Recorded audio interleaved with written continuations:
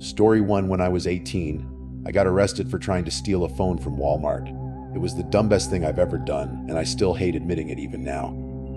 I was with 2 friends, and the whole thing started as one of those stupid ideas that pop into your head. I thought I could just open the packaging, slip the phone into my hoodie pocket, and walk out like nothing had happened. Instead, loss prevention stopped me before I even reached the exit. I didn't realize they watched the cameras that closely. Within an hour, I was sitting in the back of a police car with my hands cuffed behind me, staring at the same parking lot I had driven into like a normal person earlier that day. It was a Friday night, which made everything worse. I kept thinking my parents would come get me or that I'd just get a ticket and go home. But after being brought to the station, processed, fingerprinted, and questioned, I was told I'd be spending the weekend in county because court wasn't open until Monday. Hearing that made my stomach twist. I still remember that feeling of helplessness. I had never been in real trouble before. I had never even been suspended from school. And now I was being walked into a local jail in handcuffs over one of the most embarrassing decisions of my life. The booking process took forever. They took everything I had on me, including my clothes. Then they gave me an orange jumpsuit to put on, and that's really when the gravity of the situation I'd gotten myself into became real. I remember changing into it and looking at myself for a second, feeling sick. When they finally brought me back to the holding area, I realized very quickly that nobody else looked like me. I don't mean that in a better than them way. I just mean I looked young, scared, and completely out of place. Some of the men in there were older, bigger, tattooed, and looked like genuinely dangerous, scary people. A lot of them were loud, acting like this was some fun place they'd been to 10 times before. A few of them looked at me like they were annoyed I even existed. Some guys actually made fun of me, calling me pretty boy. I tried not to react, but I could feel my face getting hot. I stared at the floor most of the time and tried to look calm, but I'm sure everyone could tell I was terrified. After a while, a fresh group of arrestees got brought into the day room, and we were all told we could make phone calls. I called my parents, and my mom answered. The sound of her voice almost made me break down. I told her where I was and what happened, and then my dad got on the phone. He wasn't screaming, which somehow made it worse. He just sounded disappointed. He told me they had already called an attorney, and that I would most likely be out on bail by Monday after I saw the judge. Monday felt so far away, though. I wanted to ask them to get me out sooner, but I knew there was nothing they could do. After the call, I had to go back into the day room and pretend I wasn't on the verge of panicking or crying. Later that night, they assigned me to a cell. My cellmate was a man in his 40s who told me his name was Bob. I almost didn't believe that was his real name. At first, I was almost relieved because he wasn't screaming or acting aggressive like some of the others. He had a calm voice and talked to me like a normal person. He asked what I was in for, and I stupidly told him. He laughed a little and said that was nothing, that I'd be fine. For the first hour or so, he actually made me feel less alone. He told me how to deal with the routine. When meals came, how to keep to myself, and not to let anyone see me looking too nervous. I remember thinking maybe I got lucky, but that feeling didn't last. As the hours dragged on, Bob got too comfortable with me. He started asking personal questions. Where I lived, if I had a girlfriend, what school I went to, and if I still lived with my parents. I gave vague answers, but he kept pressing. Then he started making comments about how young I looked and how I didn't belong there. At first, it sounded like a concerned elder, but then it started sounding creepy. He would sit too close on the lower bunk with me when we talked. He touched my shoulder more than once, and once he put his hand on my knee while laughing at something he said. I moved away right away, and he smiled like he knew exactly how uncomfortable he was making me. From then on, I dreaded every second the cell door was closed. The day room became the only place where I felt like I could breathe, even though that place was terrible too. I would wait for the doors to open just so I didn't have to be alone with him. The days and nights blended together, and it all felt like one long day because there was no damn sunlight in that depressing place. The lights never fully went off. I barely slept. Every time I closed my eyes, I felt like Bob was watching me. One time in the middle of rest time, I don't even know if it was nighttime, I opened my eyes and saw him looking down from the top bunk at me. He saw me wake up and said he couldn't sleep either. I didn't answer him. Those 48 hours felt longer than any full week of my life. By the time I finally saw the judge, I was exhausted and yet excited to leave. I barely remember what was said. I just remember hearing that I was being released. And later that day, my dad picked me up. When I got into his car, he wasn't angry. He was strangely sympathetic but disappointed. I didn't want to talk about jail, Bob, or anything that happened. I wanted to shower and sleep in my own bed and pretend the whole thing had just been a bad dream. A few days later, I got a follow on Instagram from a fake-looking account. My profile was public at the time, so random accounts weren't unusual. It had no real name and no posts, and the profile picture looked like a dark, blurry room. I ignored it. Later that night, I got a DM from the account. When I opened it, it was a selfie from Bob. His face was close to the camera with that same little smile he kept giving me in the cell. Under it, he had written, "Miss you already." I blocked the account immediately and threw my phone onto the bed. I felt violated in a way. He knew my real name. He found my profile, and I had no idea how. 2 days later, I came home from work in the late afternoon. It was a foggy day and my parents were both still at work. As I pulled into the driveway, I noticed a ratty old car parked across the street. Someone was sitting inside with their head down. I sat in my car for a second watching it. I couldn't see their face, but something about the way they wouldn't move was concerning. I went inside fast and locked the front door behind me. A few minutes later, while I was standing in the kitchen trying to tell myself I was being paranoid, I heard the front door not rattle. Instead of knocking or ringing the bell, whoever was outside was turning the doorknob back and forth, like they were testing if it was unlocked. Then they stopped. Not even 30 seconds later, I heard the back door knob do the same thing. That's when it became real, and I called 911. As weird as that felt after spending a weekend in jail, I whispered at first because I was afraid whoever it was would hear me. I told the operator someone was trying to get into my house. While I was on the phone, the doorbell rang. The operator asked if I could see who it was. I told her I was too scared to check. I told her I thought it was the man I'd shared a cell with in jail. She told me not to answer the door and to wait for the officers. By the time the officers arrived, the car was gone, and whoever had been at the door was gone too. I told the officers everything: the arrest, the weekend in jail, Bob the Instagram message, and the car outside. The second I admitted I had just been in jail, I felt their attitude change. They weren't rude per se, but they didn't seem eager to help either. One of them asked if I was sure I wasn't just shaken up from the weekend, which really pissed me off. Another asked if I had given this guy my full name. I said no. They left me with a report number, and that was basically it.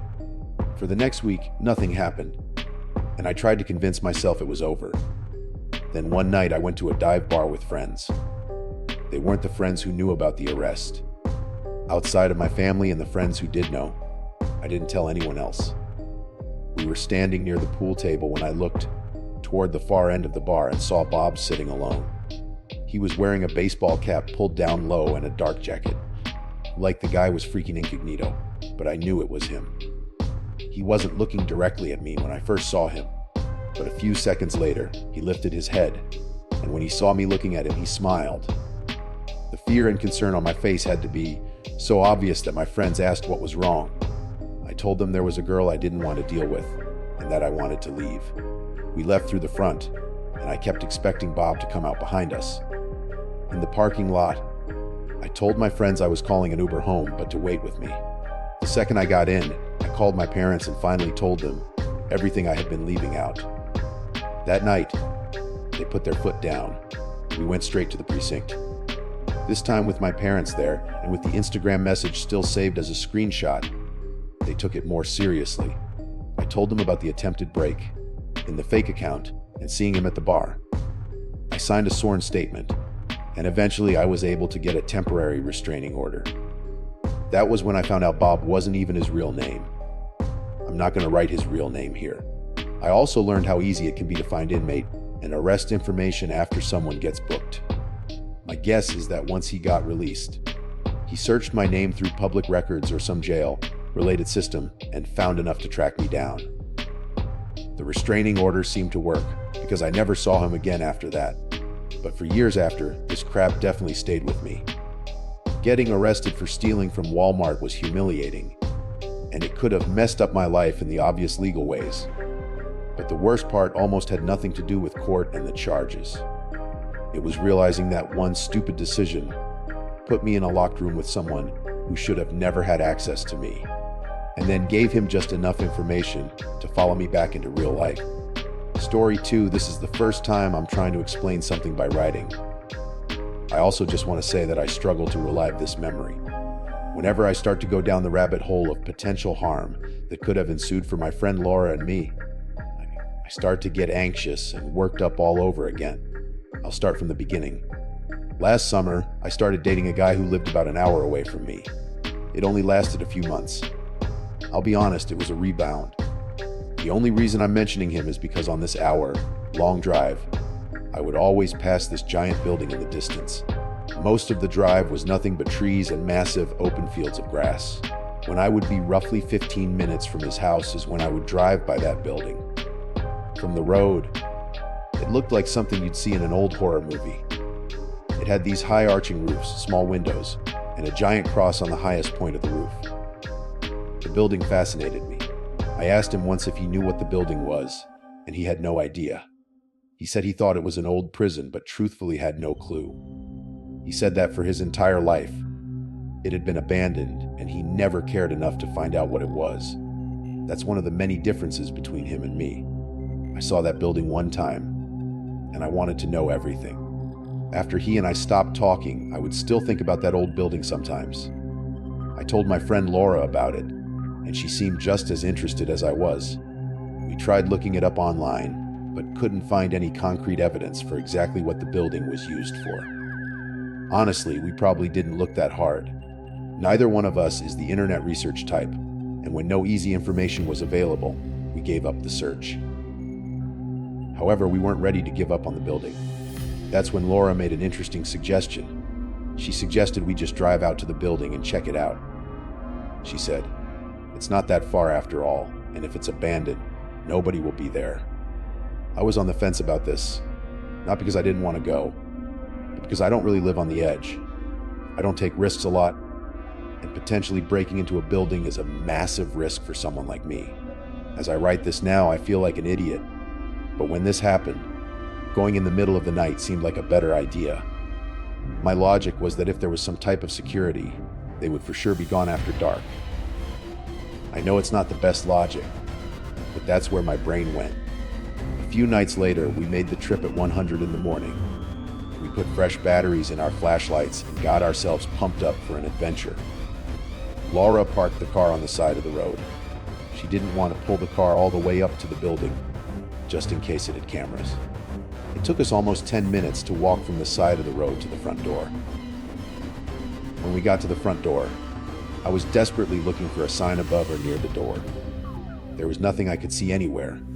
Even with being right at the door, we still couldn't tell what the building was. Laura walked up to the front door and tried opening it. Surprisingly, it opened right up. There was a lock on the door, but it wasn't latched. The smell of must and old wood was overwhelming. With our flashlights on, you could see a stream of dust particles everywhere. After walking in the door, it seemed obvious what the building was. It was clearly an old prison. There was a door straight ahead that had bars on the window and a giant lock on it. This door also wasn't locked. It wasn't even closed. I was starting to feel anxious about entering this place, but Laura continued forward, so I followed her. We made our way through several smaller rooms, and then eventually walked into this big room that had many cells lining the wall. The building was also littered with debris. There were chunks of the wall and ceiling all over the place.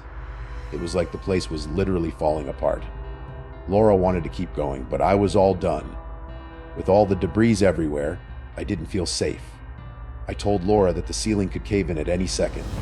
She laughed at me and called me a nervous wreck. She wasn't wrong. She promised just a little while longer. I was reluctant, but I agreed. It couldn't have been more than 3 minutes later when we heard a loud crashing noise. It stopped us both dead in our tracks. I instantly started freaking out.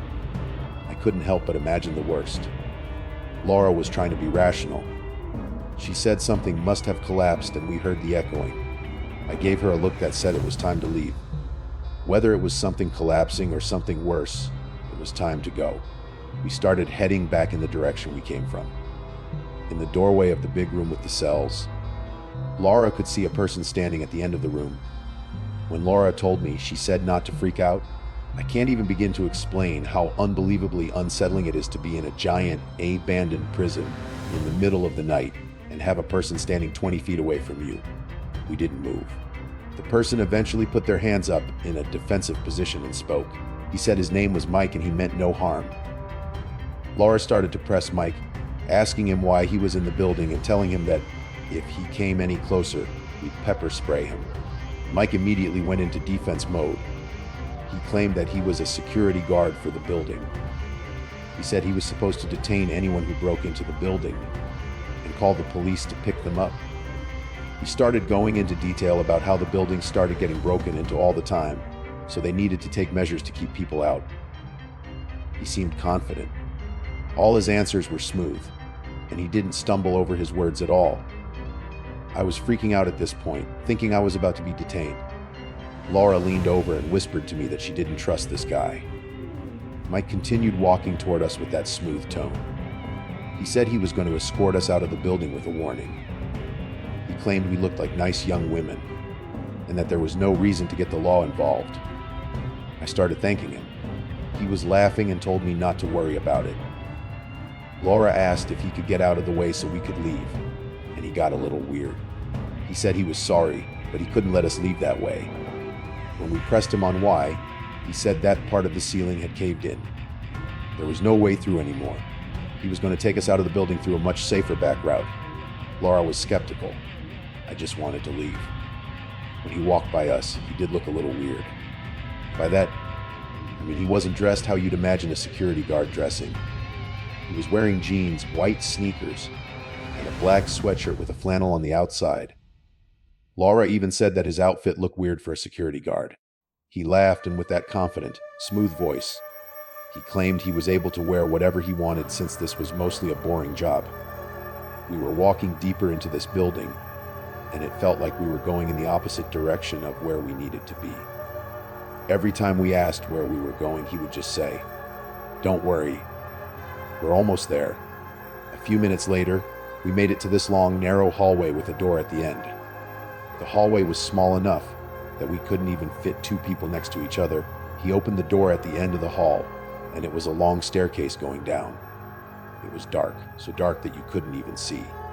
Instead of continuing to lead, he moved to the side of the doorframe and said, "After you." We just looked at him. Laura asked him, why would we go down? He just laughed and said she was silly. Yes, he used the word silly. Laura put her foot down and said we weren't going any further. That's when I stepped in and asked if he could lead the way. He didn't answer for a second, but then agreed. He took 1 or 2 steps down and then said that he needed to make sure the door locked behind all of us just in case someone broke in. So he came back up, grabbed my arm gently, and tried to guide me down first. I was not a fan of this. Laura screamed and pushed him away, which freed his grip from my arm. Because Laura still had some high ground, she was able to make him stumble with the push. She looked at me and told me to run. Laura and I ran back the way we came.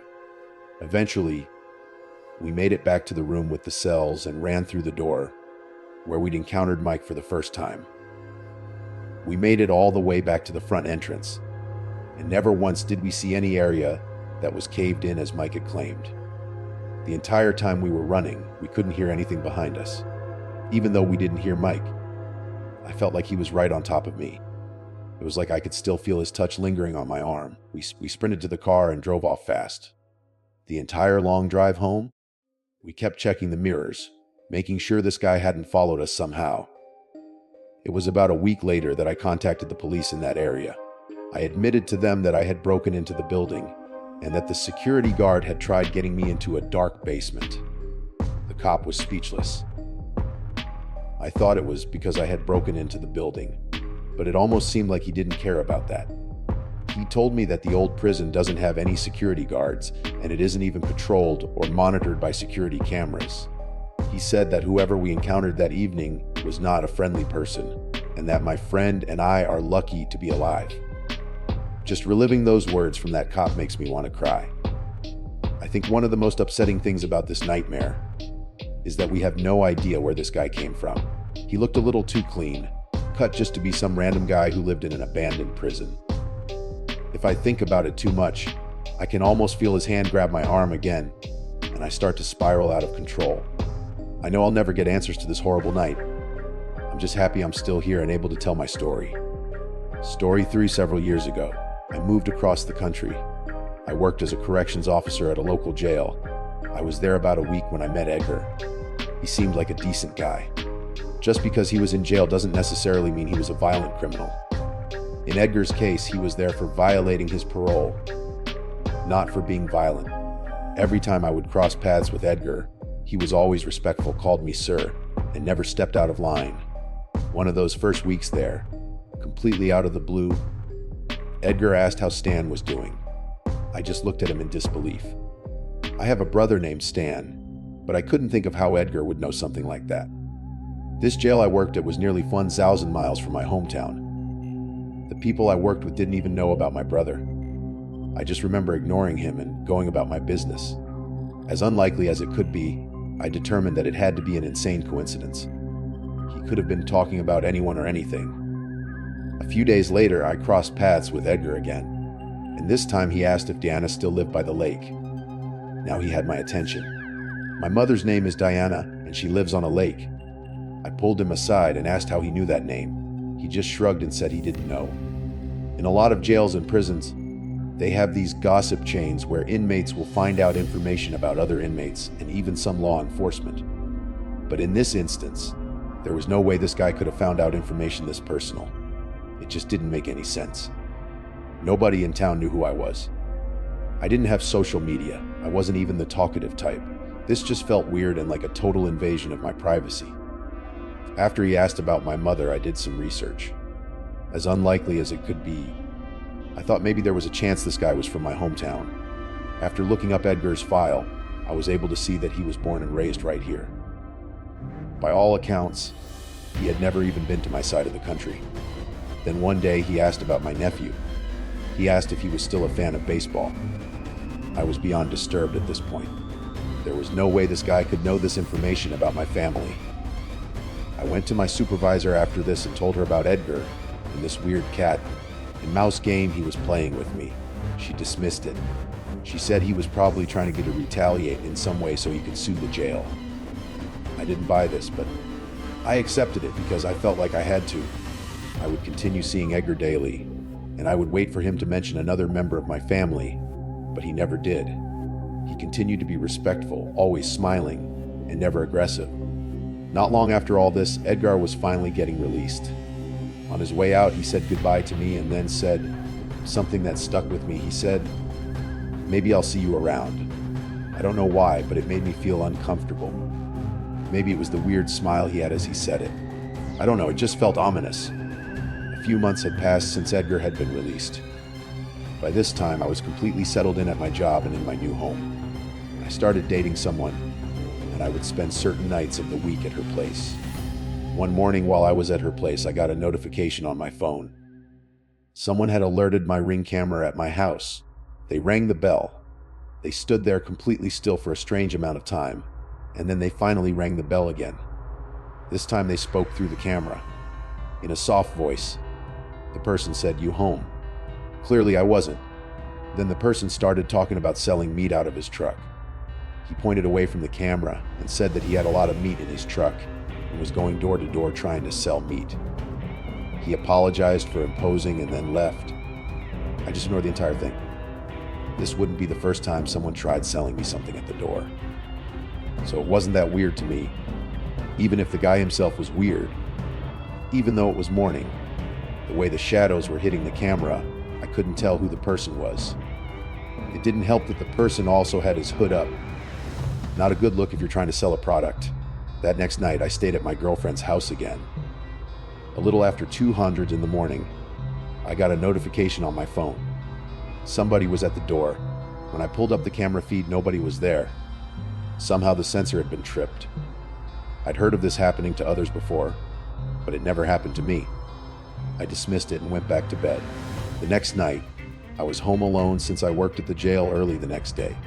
At almost the same time as the previous night, 2:00 in the morning, my doorbell rang. I pulled up the camera feed, and it was the same guy as the day before. The guy who was trying to sell meat.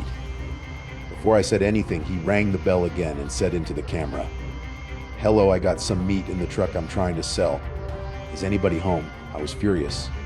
Before I could respond, he spoke again and said, "You should open the door so you can see what I have for sale." I'm not 100% sure, but it looked like this person reached for the doorknob after he said that. I'm able to talk through my Ring camera, so I alerted the person that I was law enforcement and that he better get off my property before I called it in. At first, he didn't move at all. Then, seconds later, he lifted his head up a bit. With a huge smile on his face, I was able to tell exactly who it was. It was Edgar, the kind man from the jail who knew way too much about my personal life. I had forgotten all about Edgar by this time. He didn't run off as a lot of criminals would do. Instead, he slowly turned around and walked away. I noticed that he didn't get into a truck or any vehicle for that matter. He claimed he had meat in a truck, but I watched this man just walk away and keep walking into the night. I was a little freaked out after that night, mainly because I didn't know what Edgar was capable of. He wasn't violent in the past, but these were clearly not the actions of a sane man. I called my brother Stan the next day. I asked him if he knew this specific Edgar, and my brother had no idea who he was. When I sent him a picture of Edgar, he confirmed that he certainly didn't know who he was. I did a little extra digging after that night and found some interesting information about Edgar. The man had no known family, no previous addresses, and when the parole officer checked his current address, he wasn't there. I wish I could tell you that's where my story ends, but I think Edgar decided to visit me one last time.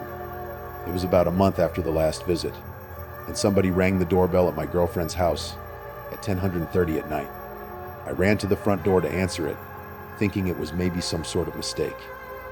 When I answered the door, nobody was there. When I looked down the street, I saw someone walking away. It looked like someone similar in size to Edgar, but it was too dark to be sure. I shouted to the person, but they didn't react and just kept walking. I didn't chase them because people walk in that neighborhood at night often. I wasn't sure if it was Edgar or just a neighbor. I went back inside, locked the door, and told my girlfriend it was nothing. I stayed up that entire night waiting for another visit, but nobody ever came. I never found out what happened to Edgar. It's like he fell off the face of the earth. It disturbs me to think about the fact that this man knew where I lived. And if that was him at my girlfriend's house, I can't even imagine how he would have found that out. It made me feel like this man was stalking me. I was constantly looking over my shoulder for months. What bothers me more than all that is that I have no clue how this guy from jail knew my brother's name, my mom's name, and where she lived. I'm still terrified he's going to show up at my mom's house one night and I'm not there to protect her. I don't know why he chose me to mess with. I haven't slept well in years. I like to tell myself that he went to another town under a different name and got arrested there. The hope that he's in jail is one of the only things that helps me not dwell on this more than I already do.